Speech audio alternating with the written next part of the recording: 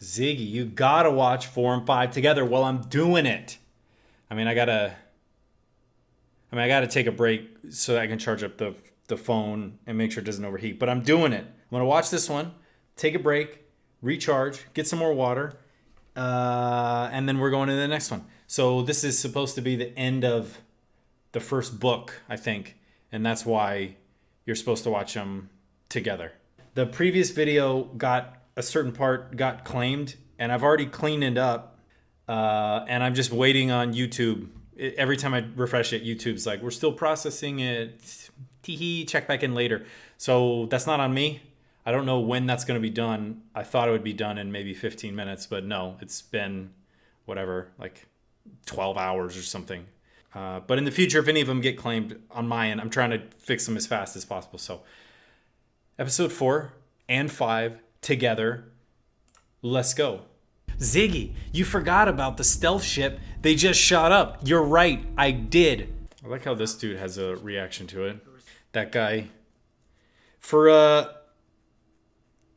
a super secret spy,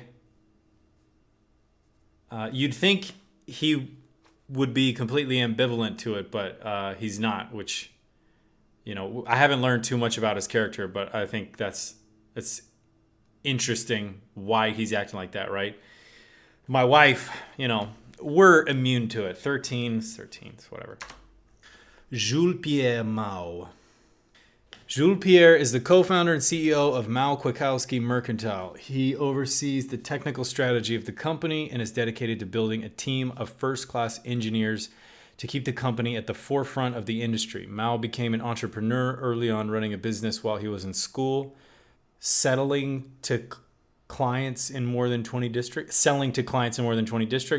He received a degree in genetic science from Luna University and held several engineering positions with the UN, Protogen Technologies, and DNA X before becoming a co-founder of Mao Kwiatkowski Mercantile. And I don't think we know Kwiatkowski at all. I don't think so. The other half of this. Wait, you want it to be discovered? Yes. Because then it won't be a secret anymore. You dirty! What are you doing here? I know you two have your differences, but I don't care. You got bigger issues to take a sample. So that could explain why, when it in the previous episode, when it cuts to Eros, there is a ship flying there, like on the left side of the screen, but I wasn't sure what ship or who was flying it. But okay, it's not a yeah. Son. Did you just say you were going to use it to say about this plan? Well, Commandeering the ship. we didn't You're insane. tell them. And you might. I like Fred's expression during this part. The right thing. Just I like Fred's expression during this part. All right. Because they've already gone through this, so he's on board. But I like his face. Look. We're gonna. Way.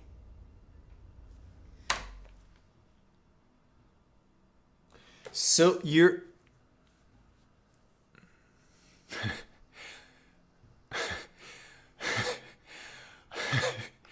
Okay.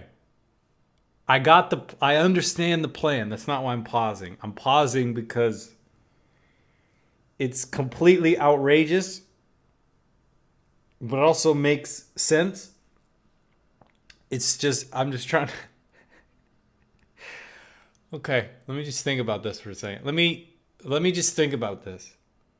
Okay, so shoot it, literally smash into Eros such that it moves off its course into the sun. After it's moving, you detonate the explosives to presumably stop anyone else from intercepting it and being able to get on board and redirect it. There's also a very low chance that anybody else is prepared to smash Eros with a ship to move it in a different direction, which would mean Miller and his crew would need to get on the station before they hit it in order to plant the explosives. So then the conflict would be like the station that's alive trying to defend itself. Okay, all right, this is pretty cool. It's the right thing to do. Be pissed. First their jams failed. Now their ship is gone. They got nothing left. I like this. The Hermione, just Avada Kedavra, Avada Kedavra, Avada Kedavra, Living Wingardium Leviosa. Cutting to... Okay, I don't know how fast that would be, but this is maybe a couple days later? Is what we're cutting to? My girl. Homie's not happy about that. When you do the jaw clench, you're not happy. I like that. I like this question because it's... I'm not a lawyer, so it's not a leading question, but it is kind of a leading question in that he basically gives him the answer here. Okay, well, we know that Fred Johnson works on Earth. How do you think he could have maybe possibly infiltrated a percentage of the company if he has ties there? Because they're both kind of working together. I think that question statement. I think that's kind of nice. Right, and that's like really a non-answer. Fred Johnson has ties to Earth. How do you think he could have maybe infiltrated your organization? Well, we have a lot of enemies. Ah, okay, good answer. All right, so do you believe? Yeah. So and then this look here, and then that other look, I think is him. Okay, yeah, he's kind of okay, and then this look here. And then later on, he looks back at her when she's talking about we should get him on the payroll. She's making a flippant, logical next question and then a kind of joke statement. God, we should get these people on the payroll. But I think Aaron Wright is picking up subtly that, okay, maybe she knows a little more than she's letting on here. It's a little rough that they're locked in a room with these armed guards. You know, you got to keep them under control, but it's still a little. Evacuated from the I don't know if you can really make that comparison. You don't say nothing. You crush us to dust. What does that even mean? I like that he's wearing red too. I like that he's got red on. Julie's suit was red. Dude, this is pretty epic. Okay, this is cool. I don't really have anything to comment on it, but I want to include some of these shots in there because I think it's just they're doing a very good job of painting how massive and epic the Nauvoo is and what an undertaking it is to get this thing moving. There's no like, yeah, but what is the Nauvoo really thinking? None of that's going on. I just think this is really cool, and I want to make some time a comment on it so I can justify putting these clips in there because this is great. My man. Throw this bitch into the sun. I like this. Do you think all the people who were on the Nauvoo who now are like back on board Tycho, like when you go to the airport and you're looking out the window and there's a little ticker, do you think they're looking out the window and watching their ship fly away and like the ticker's like delayed? Whoa, what the hell? I'm not exactly sure why, but this drone like bursts, which is whatever. Engine's overheated or something. I'm not sure, but You need me. oh, my boy's losing it. Resources and my protection. My boy's losing it. The mask fell away right there. Government's resources. To explore other options. Right, he can get upset, and I'm on board Like here. a threat. And this pause, I'm like, don't say anything. Don't say anything. Wait it out. Wait the silence out. Then he cracks, You need me. and it's all over. It's all over. No, Aaron Wright. Aaron Wright, you were so cool, and now you're not that cool anymore. Okay. You need my government's resources and my protection. Nah, son. Who understands the historic Nah, importance nah, of nah, what's nah, happening. son. And can That dude's pretty smart. That dude's pretty smart. Aaron Wright, I thought was really cool. That scene made him not as cool. 3 hours. Angle to impact, distance to impact, speed. System A, B, C, hull, G drive, A, B. Shaled A. Shaled A, shaled B. Okay. In the future, looks like they changed the way that you spell shield. Shaled. You know, maybe it's some new space tech I'm not familiar with. Bombs away. That's it? They don't have like the little glass thing you gotta flip up and then 2 keys go in and turn at the same time. It's literally, he's been resting his hand there the whole time. Azimuth, elevation, angle, obstruction, distance, path loss. So there is a ship floating around here, right? There is a ship floating around out here. Emergency lockdown system. SKT fission device, extreme radiation hazard, demolition use only. 4.5 kiloton fission device. Okay. Manual detonation, dead man timer, independent timer, sync timer, controlled nuclear detonation. Severe undernourishment causing an infant or child's weight to be significantly low for their age. A chronic undernourishment occurring especially in children and usually caused by a diet deficient in calories and proteins.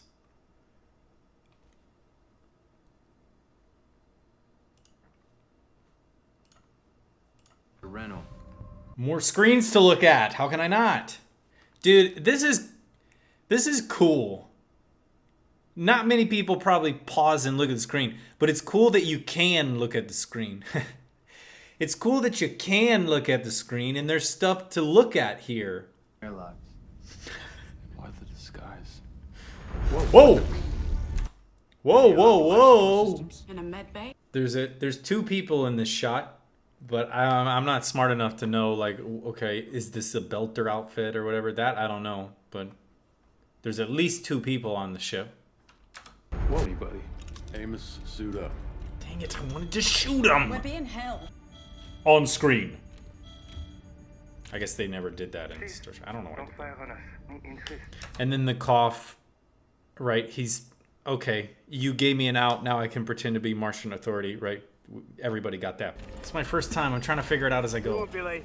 Your ass is slowing us down. hey, quick enough to catch your scrawny ass on series. Wanna be gangster? Wanna be free? I feel like I'm gonna say this every episode that this guy's in, but like, this guy's gotta die in this episode, right? he's gotta die, right? I don't know. Never thought I'd live that long, to be honest. Yeah.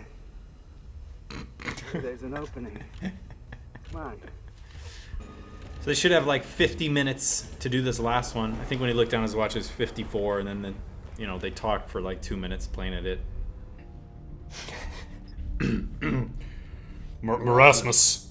Underway as soon as possible.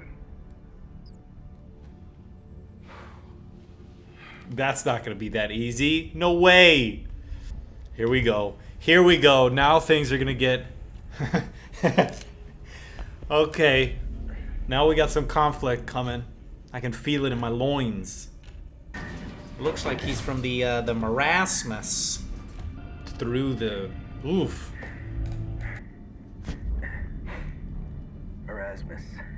They just lit up their... Ships will lose our jamming signal and they will be able to broadcast everything they saw inside Eros. I'm trying to save your life. I swear to you, we want the same. Ooh. 10 seconds. I don't know if you could do... shit.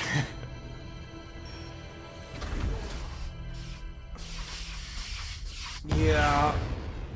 Yeah. Yeah. Now! Shit. shit.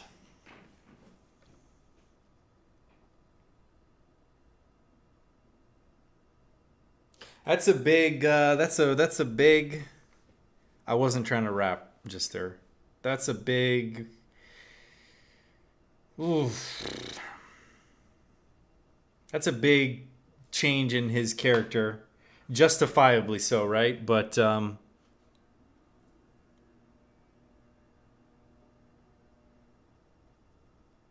yeah, there's really no going back from that. You've changed things. There's no going back. There's really no going back from something like that. And it was I like the parallels between that doctor and Holden, right? They're essentially the same person, more or less, fighting for the same exact thing against the same threats. You can't silence us. Martians blew up. They can't. Martians have this experiment. I'm fighting for the truth. I'm fighting for the truth. You do what you need to, right? Like there's parallels between both of them, trying to do what's best for them, trying to do what's best for their crew, trying to do the right thing. And being forced to kill that idealistic part of himself when the reality of, if I let these 3 or 4 people go, shit, this is going to get a lot worse. And currently, we're one of the only few people that know exactly what's going on Eros. And we're going to get rid of it in about an hour. And if we let this guy who came here trying to do the right thing, if we let him leave, he's going to spread it. He could spread it. Anybody on their ship could be infected, or they could tell somebody, someone made it through the airlock. We have the recording from his suit about what we saw. Yeah, but essentially, I guess in short, it's like Holden has to kill that part of himself, that purely idealistic part of himself, the part of himself that could look at Miller with disgust back on Eros when they were trying to escape. Where Miller could kill people without really a second thought. Miller could shoot that cop. Hey, we gotta get in the little radiation rooms, to see what's going on there. If they see any of us, they'll shoot us on the site. Okay, so here's a cop. Boom, shoot him. All right, let's go. When Miller does that stuff, Holden could look at him, when they have to choke that first guy in the pachinko parlor. When they shoot those two, or I guess, yeah, I'm not sure who shoots him, but Miller shoots the two, those two guys on Eros, and it sort of pans over their body. It looks at the feet and then like their waist and then their hand on the gun and stuff to humanize them, right? Yeah. Oof, man. Okay, I've changed my tune. My guy can't die to debris in space. He can't die to debris on space. In space. Aww. Yo, that's pretty sick. I got problems of my own. Oh no, I'm gonna stay here. You go, kid. I obviously don't know what's gonna happen, but they did a very nice job of setting this up by the dialogue that Miller has earlier, between both of them, right? The kids never had sex before. What are you going to do after this? I don't know. When he looks at Julie, when he's talking to Naomi, oh, this is my thing. I take care of this one. You get the next one. Multiple times, they've properly framed the idea of him ready to die doing this by using dialogue appropriately earlier in the episode to make this make sense and make it meaningful and not just completely come out of left field. In this episode, here's what we want to accomplish with this. So we're going to smartly use dialogue between these two characters to properly paint. Like, Diogo hasn't had sex. What are you going to do after this? Keep your eyes open long enough and you'll see. You'll be just like me, right? Which I think is just really smart and really intelligent to properly sell that idea and make it really poignant and powerful because of the groundwork that they've done in this episode specifically. Yes, they've done it earlier, but I'm specifically talking about how they handled it earlier in this episode, which is really well done too. You got that dead guy? Hey, Diogo, come back for a second. We got a dead guy. Come back for a second. I didn't think about this. If you could make it back here, let me go grab the dead dude, and then we could lean it on its side and put his hand over there, because we just need to... Oh, okay. My bad. Sorry. We're doing the same. And he's like covered in sweat. Dang. Miller. Yeah. He's like covered in sweat with a 1,000-yard stare. That's good acting. I mean, they probably use a spray bottle, but the stare is good. It's also... Look, maybe he gets out of it alive, right? But it also makes sense for his character to ignore other options in how to resolve this. It makes sense that his character... It makes sense that other people are like, hey, we can remotely hack it. Or, right, maybe his character didn't think about it, right? But, oh, okay, we could just drag the dead dude and just stick his stupid hand on it. There are potentially other ways that you could solve this thing. But it does make sense for his character to not want to do those, because this could be... This is basically all he has left, right? I thought when Diogo asked him, what are you going to do after you get out of here? And Miller was saying, oh, I don't know, maybe I'll go back to Ceres. I thought he was going to say, like, maybe I'll go back to Ceres and start back up again. Like, maybe I'll go back and try and get my life back with the other girl. I can't even remember her name. It's been so long. But then he makes a joke about the water. So yeah, I think it makes total sense for his character. Even if he could be saved here, why he maybe wouldn't want to. Yeah, you know, it'd be better to live than die. But also, like, this is a perfect close for everything I've done, everything I've worked for, doing this for Julie. I'm fine. I don't need to be here anymore, whatever. I can see both of those ways, right? Okay, all right, that was throwing me off. They basically have half the time, not half the time, right? They basically have to give a buffer of 20 minutes. On Holden ship, time to impact 30. These people have, whatever, 16 minutes.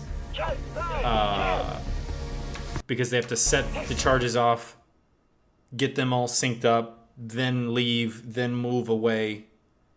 Okay, sure. Yeah, they're doing different things. The timer that they would have would be different than theirs, yeah. Yeah. Yeah. He's dead. Oof.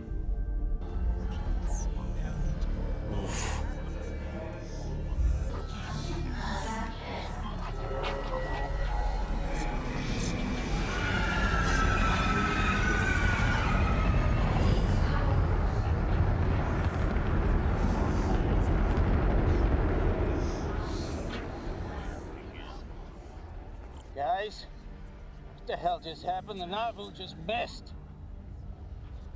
How the hell did it change course?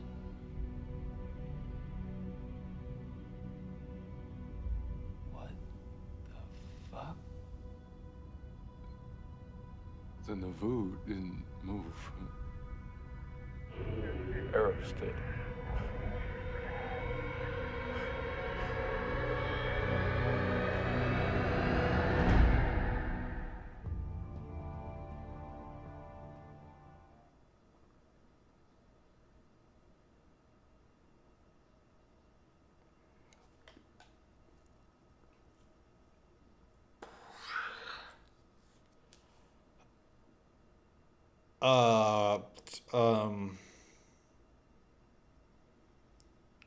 So that's episode 4. Good thing episode 5 is related to it. I gotta charge my stuff up and then. What the hell just happened? What just happened? I gotta charge my stuff up. What just happened? Dude, what?